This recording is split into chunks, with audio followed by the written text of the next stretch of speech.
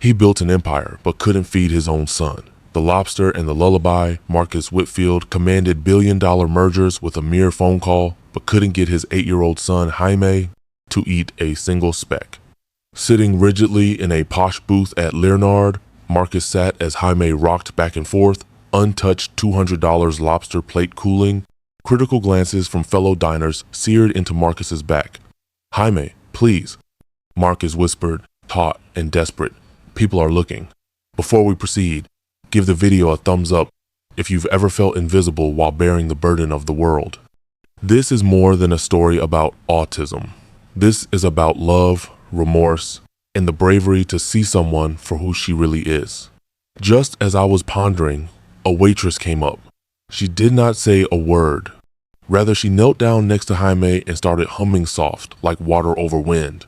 In minutes, Hamete, mute boy who hadn't uttered a word in years, was taking food from her hands. Her name was Kesha. And she was no ordinary waitress. She was going to show Marcus something no expert ever could.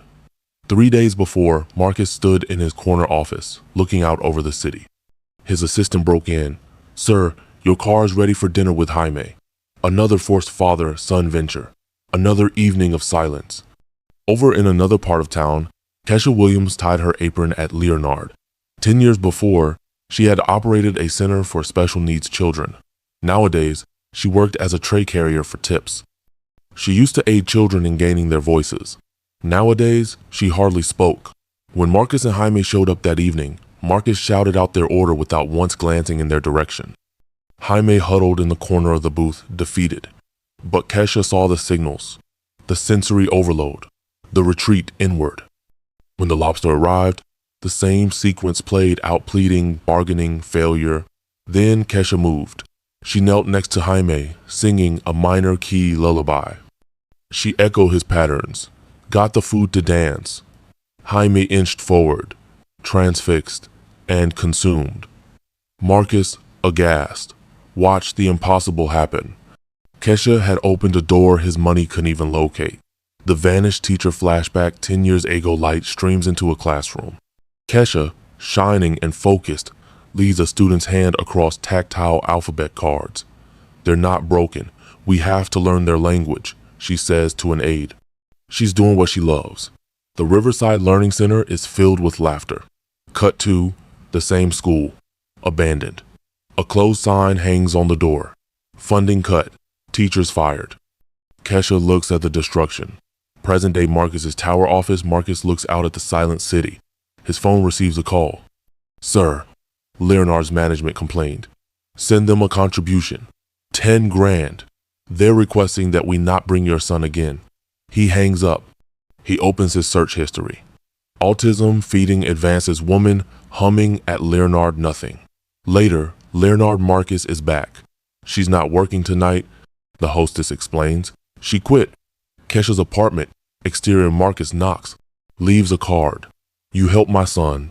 Please call me M. Whitfield." Inside Kesha's POV. She stands behind the curtains, but does not answer. Her hands shake. Voiceover. He thought he could solve everything with a checkbook. But this was a debt money couldn't repay. The lawsuit and the lie that launched it all. The headlines exploded like grenades. Whitfield's waitress whisperer. Billionaire CEO's son eats only from former server's hand. Is this woman really the mom? Paparazzi followed Leonard. They didn't know Kesha had already resigned, but that didn't make them stop writing. Fuzzy photographs of Marcus, Jaime, and Kesha at dinner-filled tabloids and business exposés. Within Whitfield Tower, Marcus threw a magazine against the wall. "Fetch my lawyers," he snarled. His public relations manager stuttered. "It's more than PR harm now. Margaret sought emergency custody this morning." "Margaret?" Marcus's tone reduced to a whisper. His ex-wife. Jaime's missing mother. The woman who disappeared when the prognosis didn't mesh with her Instagram image. She's blaming you for poor parenting and that Kesha is a danger to Jaime's health. Margaret's penthouse. Monaco Margaret toasted champagne by the ocean, flipping through high-gloss magazines. "Let him wriggle," she instructed her attorney. "He based his fortune on control. Let's see how well he does losing the only thing he can't control, his son." Learned storage room archive Kesha discovered a trunk of Riverside old teaching certificates, awards, and pictures. She was not afraid to go to court. She was frightened for Jaime. Marcus's penthouse. Night Kesha was standing at the door. Jaime ran to her and put his hand over hers. Marcus swallowed hard. "Will you testify?" "I'm not a lawyer," she said. "No," Marcus answered. "But you're the only one who's ever seen him." Courtroom custody hearing Margaret, immaculate and aloof, sat beside her lawyer. Kesha Williams is a former waitress with no medical certification. The attorney spat. She inserted herself into this child's life, confusing boundaries and destabilizing the family unit. A photo was held up, Kesha feeding Jaime lobster by hand. She is not a caretaker. She is a liability. Next, it was time for Kesha. She moved slowly to the stand. "My name is Kesha Williams. I have a master's in special education. I ran a neurodiversity learning center for 8 years, serving hundreds of kids until Whitfield Industries pulled funding." Gasps coursed. She looked at Marcus. "So yes, I know how to help Jaime, because I've spent my life hearing the voices that the world won't. He calls me Mama Kesha, because I recognize him, not his diagnosis, not his silence. Him." The courtroom was silent. Outside of the courthouse, protesters chanted. Flashbulbs flashed. Reporters pleaded for quotes. Kesha continued walking. Inside Marcus's apartment, Jaime declined dinner. Marcus sat next to him, took a deep breath, and started humming. Off-key. Tentative. Jaime raised his eyes and took a bite. The apology letter that changed everything. The day after the custody hearing, Marcus sat alone in his office with nothing. No meetings, no calls. No silence was broken. He opened a brown manila envelope left behind by Kesha when she exited the courtroom. Within was a folded letter, yellowed with age. A child's handwriting arched across the paper. "Dear Miss Kesha, you told me I'm not broken. You said I just view things differently. Thank you for not giving up on me, even when I screamed and threw crayons. You helped me think I could draw a whole world. One day, I'll be an artist and I'll paint you the stars. Love, D." The scribble signature was unmistakable. Devin Parker. A name Marcus had nearly forgotten. He ran to his desk, opened the drawer, and rummaged through old contracts. There it was. Whitfield Industries Riverside Closure Memo. Devin Parker. He recalled the name now. A kid in the files labeled high cost, low potential. He had signed the closure. He had shut down that center. And now he was holding the letter of the boy he had let down, who had written to the woman who had rescued his own son. Marcus's hands trembled. His signature was a weapon for the first time in 40 years. He grabbed the phone. Get Devin Parker. Across town. Art studio. A mural spread across an urban wall swirls of color, alien and wonderful. A young man stepped back, paint-speckled, gazing at his work. Devin Parker was no longer a kid. He picked up his phone warily. "Hello? This is Marcus Whitfield," the voice said, a hesitation. "You're the man who closed our school." "I was? I'm attempting to repair the damage." "Why now?" "Because you sent a letter to someone who's keeping my son alive.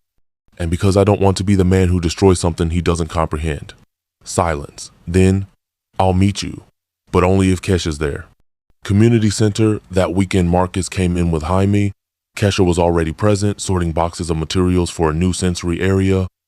Devin was at the window, crossed arms. "I didn't know," Marcus started out. "You didn't care," Devin retorted. "I do now." Devin turned to Kesha. "He's serious?" She nodded. For the first time. Devin went over to Jaime. The boy looked down at his splattered hands. "You like colors?" Devin asked softly. Jaime nodded. "I was afraid of colors. Too many on the palette, but Miss Kesha sorted them out for me. Want to have a go?" He offered Jaime a brush. The boy hesitated, then dabbed blue onto the canvas. One stroke, then another. Marcus felt swamped. His son was painting along with a stranger who had sat in his chair before Jaime. The past was colliding with the future. The Billionaire's Foundation. 6 months after the court system tempest, the Whitfield Foundation was born. But it wasn't an image restoration campaign. It was Marcus Whitfield's redemption. Where glass skyscrapers once symbolized power, Marcus commissioned the restoration of an abandoned building one that once housed the Riverside Learning Center. With Kesha at the helm, the building was once more hallowed ground, not only a hub for autism advocacy, but a place where diverse wasn't synonymous with damaged. Grand opening, press conference. Marcus stood behind the podium, no longer the aloof CEO in designer armor. To his side stood Kesha, clipboard clutched in her hand, her being as solid and steady as ever. "My name is Marcus Whitfield," he started. "I've created companies that touched the lives of millions, but I didn't touch the one person that mattered most, my own sons. Flashbulbs. Hush. This foundation isn't about autism. It's about accountability, about what occurs when profit blinds us to individuals, and about the remarkable strength of those who choose to remain when the rest of us leave." Kesha moved forward. "We're launching specialized programs, language development, sensory therapies, and parental training, all led by neurodivergent educators and caregivers, because nobody understands the path like someone who's walked it." Inside the center, opening week, Jaime, hand in hand with Marcus, explored the new room's quiet corners for decompression, music therapy zones, tactile walls. He smiled when he found a room labeled Jaime Stars, where art therapy would live. At the observation lounge, Kesha conferred with staff. "This is not a clinic," she explained to them. "It's a lighthouse. We guide, not repair. We respect, not diagnose." Marcus looked on through the glass, pride feeling like dawn over a formerly darkened horizon. Flashback. Boardroom. 5 years ago, Marcus leafs through quarterly reports. Eliminate the special ed. Not scalable. Present. Foundation hallway. A new plaque shines. In memory of the voices we failed to hear. Personal tour. A private moment. Devin Parker showed up late, his hands still smudged with paint. He caught up with Kesha in the library, double-checking lesson plans. "You didn't forget me," he said. "I never did," she answered. "You saved me. And now you're saving him." He glanced over at the glass where Jaime and Marcus sat painting together, synchronized strokes in muted blues and yellows. Devin added, "I'd like to do an art therapy series here, on a volunteer basis." Kesha smiled. "We'll compensate you fairly. No more miracles on the house." Later that night, Whitfield Penthouse, Marcus and Jaime sat at the window, gazing up at the stars. The city throbbed below them, but out of reach above, it was still. "See that one?" Marcus gestured. Jaime nodded. "Mama Kesha says stars do not compete. They simply shine." Marcus shut his eyes. She's right. He wasn't a flawless man, but he was slowly becoming the father that his child needed. Post-credits voiceover. Redemption does not come with applause. It comes with consistency, with owning your past, transforming your present, and deciding again and again to love the ones right in front of you. The storm returns. 2 months since the massive opening, a suspenseful, anonymous email rocked Whitfield Industries to its foundations. Subject: confidential. 2018 internal memo, termination of special education programs. Marcus glared at the screen, his hand shaking. Attached was a scan of his own signature, imprinted on a directive that dismantled the Riverside Learning Center 5 years ago. The email leaked to the press in 48 hours. Headlines burst. CEO's hypocrisy revealed. The man who killed special ed now heads Autism Foundation. Can Marcus Whitfield be trusted with vulnerable lives? Kesha sat in her office as reporters thronged the gates. Marcus phoned her at once. "I didn't know it was that program. I didn't." "You signed it, Marcus," she said softly. "And now the world wants to know why." Damage Control Whitfield HQ. His board called for a press conference. "You're ruining our image. We either cut ties with the foundation or you resign." Marcus didn't flinch. "Then I'll resign." Shattered silence. But he wasn't bluffing. "I'd rather lose shareholders than lose my son's trust once more." Flashback. 2018 boardroom. Young Marcus signs documents without reading beyond the bolded titles. Not scalable. Current. Crisis management meeting. Kesha walked into the room uninvited. "I'm not your PR gimmick," she said, "but I won't let your folly define what we're creating. Let me talk." "On tape?" "Yes. On my terms." Live interview. Kesha Williams. Primetime with Diana Rhodes. Opposite a sophisticated host in a shiny studio, Kesha sat, nerves concealed beneath conviction. "Miss Williams, A lot of people say that Marcus Whitfield is laundering his guilt, that he's using your credibility to cover himself. Kesha did not blink. I won't apologize for what he did, but people change. And when they do, we ought to hold them accountable and let them build. Is he building or hiding? She smiled. He's building. He's in every meeting, every therapy session, every call. He shows up. Guilt doesn't show up every day. Love does. Public response. The interview went viral. Not because it vindicated Marcus's name, but because it spoke the truth. Imperfect people can change. Broken systems can be rebuilt. Kesha returned to the foundation to find a handwritten note in her drawer. You saved my son. Now you've saved me. M. Underneath was a check, but it wasn't payment. It was donation paperwork. Marcus had just signed over 30% of his personal equity in Whitfield Industries to fund the foundation permanently. Marcus had moved into a small apartment over the center that week. He referred to it as penance. Kesha referred to it as progress. Mama Kesha's letter. The hallway just outside the sensory room was dark and silent, constructed that way for times like these. But today, silence did not equal peace. It was as if the air itself was holding its breath. Kesha stood by her office doorway, holding a small sealed envelope. The words, Jaime Whitfield, to be opened on your 18th birthday, were written on it in her handwriting, smudged by the tears she'd wept as she wrote it. It wasn't a letter, it was a confession, a memory, a legacy.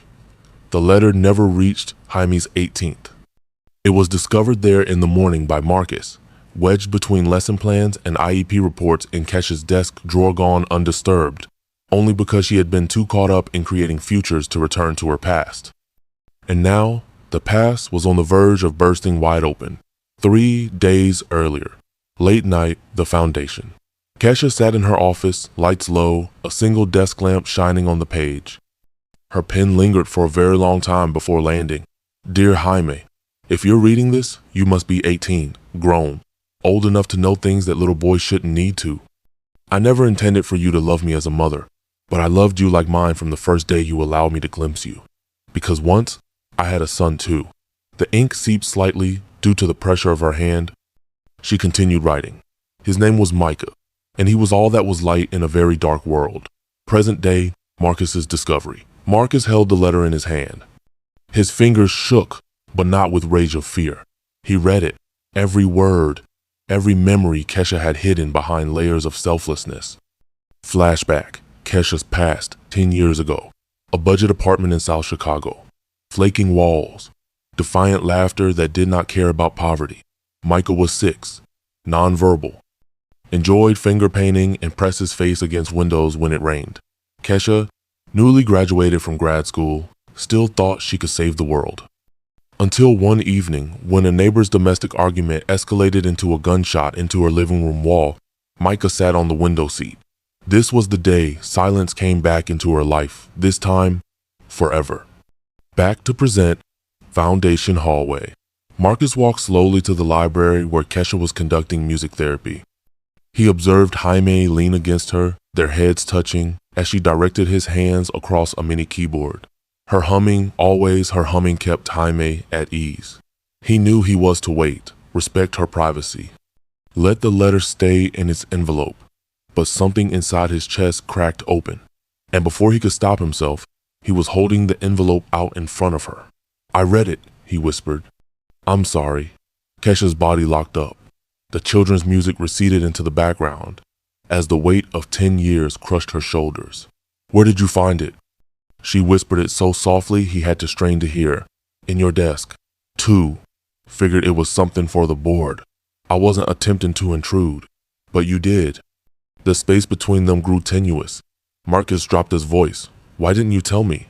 Because Micah died, Marcus, she replied. And when he died, so did the portion of me that ever imagined the world gave any damn about boys like him. Flashback. CPS and systemic failure. Kesha had pleaded for Child Protective Services to assist her in moving. She had complained about gang activity in the building, and it had been ignored. The program she worked at closed down for good the previous month. She had no savings, no support. She'd done everything right. It still hadn't been enough. Present Foundation Hallway. Jaime walked up, interested. His small hand fit into Kesha's palm. His eyes scanned the room with curiosity. Marcus dropped to his knees. Kesha, you care for him, and now you care for Jaime. That's not something to be ashamed of. But she wagged her head. You don't get it. If the press catches wind, they'll spin it. They'll say I'm replacing my son with yours. They'll say I'm unfit once more. They'll say I'm grieving too loudly. I am the media, Marcus told her. Let me write the headline. Boardroom meeting. The next day. Marcus stood before the whole foundation board and corporate donors. I want to clarify something, he started, voice unshaken. This foundation is here because of one woman's love that was forged in loss, not in spite of it. He pushed the letter across the table. She lost a child, and still decided to help mine. That doesn't disqualify her. That makes her the most capable individual in this building. The board shifted. Then, from the back of the room, a voice. I second ratification of Miss Williams' permanent directorship, without expiration. Unanimous. Social media response. Viral post. Marcus made public the letter publicly with Kesha's consent. There was a photo of Micah attached, and one of Jaime-sama's stance. Same light in their eyes. Sometimes heroes bear scars. Sometimes moms mourn twice. But the love is always genuine. Marcus Whitfield number Mama Kesha trended for 4 days. Later that week, Jaime's room. Jaime and Kesha sat together on the floor. There were crayons and galaxy stickers around them. Was Micah like me? Jaime asked.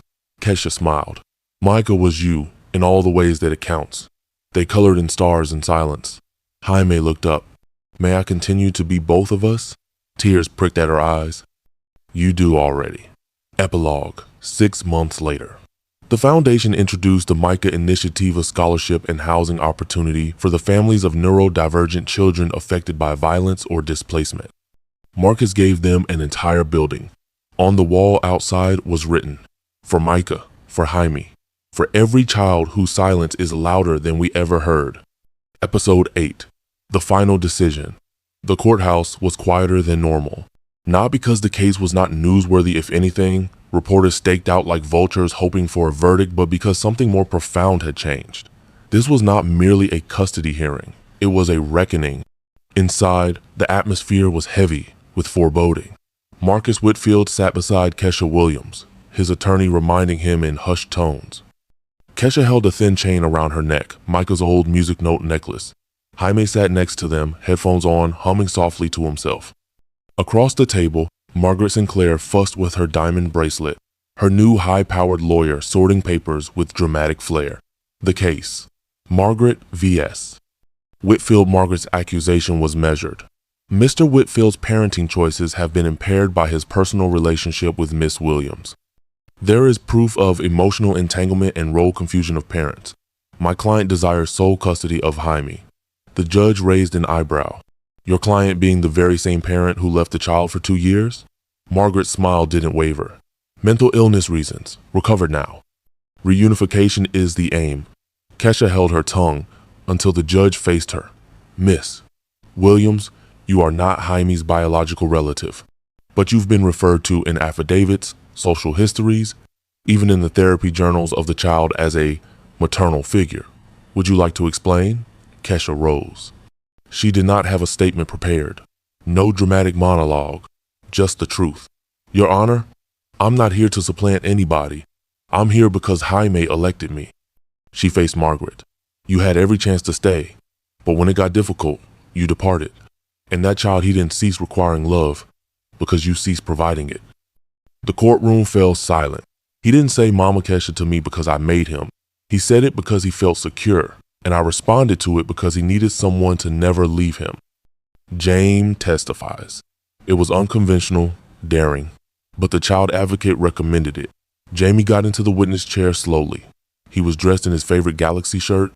The courtroom lights were harsh, but he looked at the glowing stars on his sleeve instead. Then he did look up.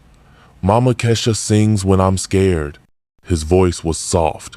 She talks soft. She never makes me eat when I don't want to. She listens. The judge leaned forward softly. And your mother? Jaime cocked his head. Which one? It wasn't a jab. It was an honest question from a child who grew up in 2 emotional universes. She left, he said after a moment. And I don't want to go where I'm not safe. He gestured toward Kesha. This is home. The verdict. The judge deliberated less than an hour. Custody will stay with Mr. Whitfield, with ongoing involvement by Miss Williams as an accepted legal guardian. Visitation privileges for Miss Sinclair will be evaluated after family therapy and a 6-month period of observation. Margaret's expression locked in flawless makeup. But it was done. The celebration. They did not have a party. Marcus, Kesha, and Jaime went back to the foundation instead. Marcus unlocked the door to a new classroom. Inside, a sensory room themed like the galaxy. Jaime's favorite planet stickers. Twinkle lights, gentle textures, and a soft plaque above the entrance. The language of stars. For Jaime and the children who taught us to listen. Epilogue. 1 year later, Jaime tears across the foundation's rooftop garden, pursuing a therapy puppy with a laugh that once seemed out of reach. Kesha is getting a new generation of teachers ready, not only curriculum, but compassion. Marcus has a podcast, Learning to Listen, with the voices of neurodiverse families and educators. And in a picture frame on Marcus's desk, 3 images. Jaime at the piano mica, laughing in rain, soaked happiness. Kesha, laughing midlife, mid-revolution, because the revolution wasn't made by politics or billion-dollar deals. It was made by one waitress, one song, a whisper of one child. Mama Kesha, hungry?